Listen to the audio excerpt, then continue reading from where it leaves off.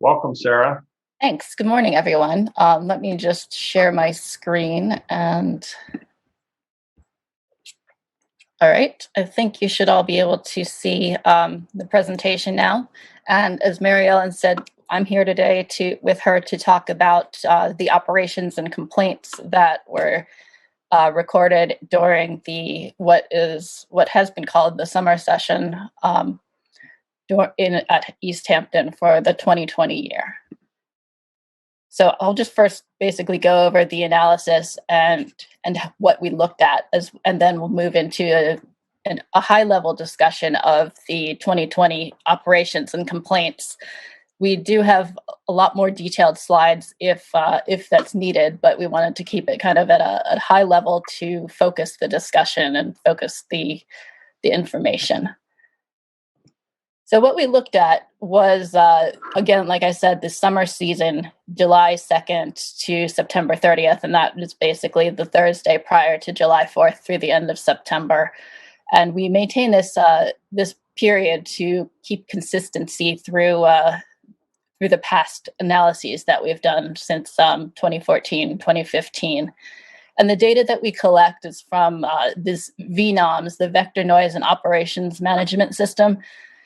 That's installed at the airport and collects information on the aircraft that take off and land there, as well as providing us some photographic information that we use to perform some of these analyses. The complaint data we get from plane noise and air noise report systems that are run by some external folks. And we use these sources to maintain consistency with the previous implementation periods that we looked at. So mainly this presentation looks at not only what has been going on in the past summer in 2020, but we also compare it to the 2015 and through 2019 implementation periods, the same time periods, so we can see how trends are evolving over time. And as everyone's been mentioning, 2020 is definitely a unique year, and so it's a bit of an outlier in terms of the trends that have been going on since 2019 and prior. So some general observations, some high-level observations about the 2020 periods compared to 2019. Activity decreased by about 35%. That's nearly 7,000 operations, more or less. And we've seen decreases in operations across all categories. The categories in question are, fixed wing, helicopter, seaplane, multiple aircraft, and other.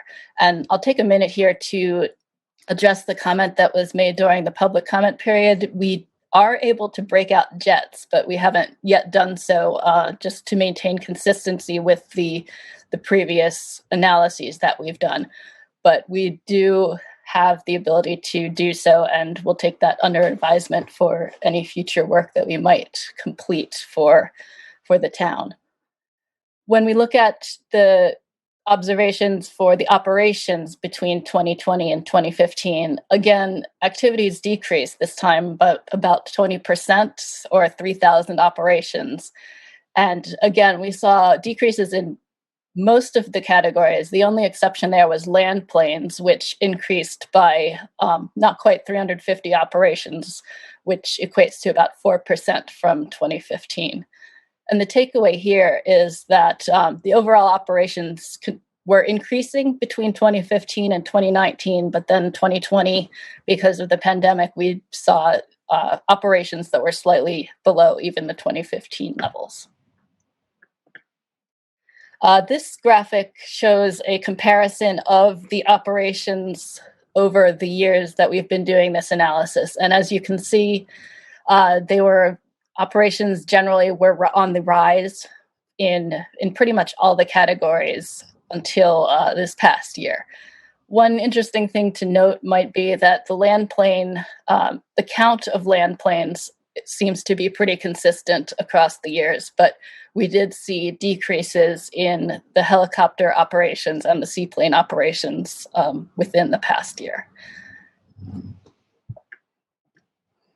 So we'll move on to a high-level discussion of the 2020 implementation period complaints.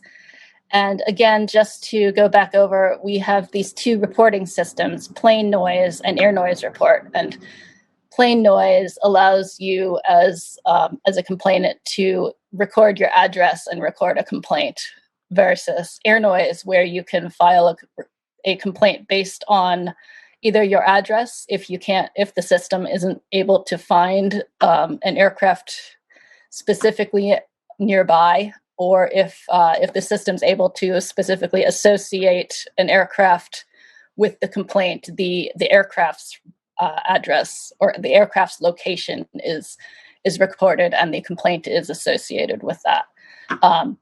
Hope that made sense, but I can definitely talk about that in a little bit more detail if there are any questions or concerns. But the takeaways there are that plane noise and this address or manual complaint for air noise report associates a complaint with a person's address, versus these mapped complaints are the ones associated with an aircraft's location. The complaint becomes associated with the location of the aircraft at the point of complaint time. So the high-level observations for these complaints in 2019 versus 2020, complaints decreased by about 40%, or nearly 20,000 complaints. Land plane complaints did increase, though, compared to 2019, and as did undefined complaints, but undefined complaints didn't really increase as much. And land planes, they received the most complaints, which generally could make sense because the operations were the larger percentage of all operations there. When comparing 2020 to 2015, complaints increased compared to 2015 by nearly 50%, or almost 9,000 complaints. And land plane complaints increased significantly, not quite 200%, but pretty close. There were also increases for seaplanes and the undefined complaints, but not quite to the same degree. One other thing to note is that in previous years, the air noise report system had been the primary source of complaints. Most people submitted complaints through that mechanism. But this year, plane noise was also, plane noise and air noise report, people submitted complaints largely equally through those two mechanisms. So this is a graphic of the complaints by aircraft type over the past years from 2015 through 2020. And largely, as you can see, we saw a significant decrease, nearly 20,000 complaints decrease since 2019. But in terms of percentage, the land plane complaints doubled. In 2019, there are about 12,000 complaints for land planes versus nearly 14 in 2020. So you can see there is a pretty disproportionate increase. Numerically, they're about the same number of complaints, but percentage-wise, it's significantly different. And then there's a sort of similar trend with the others. The operations in helicopter operations, we saw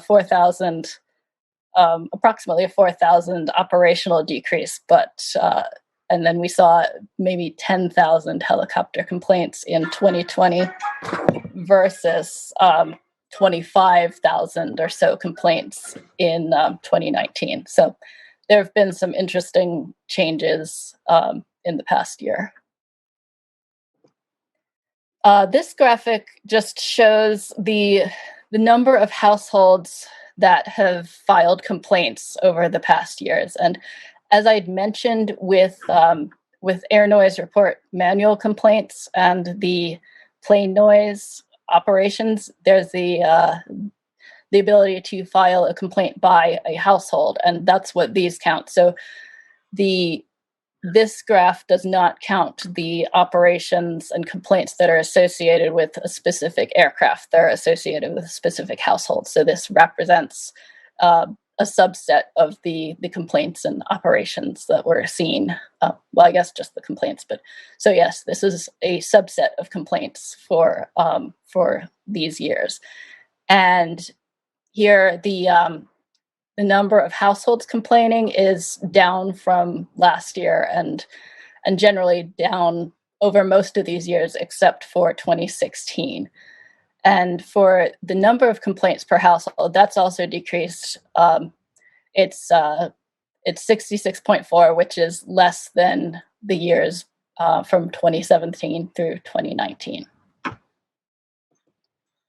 And then this, I believe, is the last slide with content, and this just goes over the general top level operations, aircraft with the most operations versus the most number of complaints.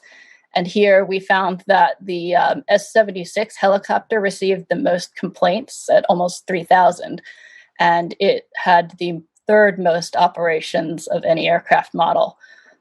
Similarly, the Cessna 208, the seaplane version, had the second most complaints, about 1,500, and it performed the fourth most operations. Interestingly, the 172 and the Piper PA-28, they had the largest number of operations and had the fourth and 12th most complaints. So there's not necessarily, a direct comparison between the most number of operations and the most number of complaints, but they're reasonably close in comparison. So those are the high-level observations that we have found for 2020, and I'm happy to take questions or have people discuss as needed.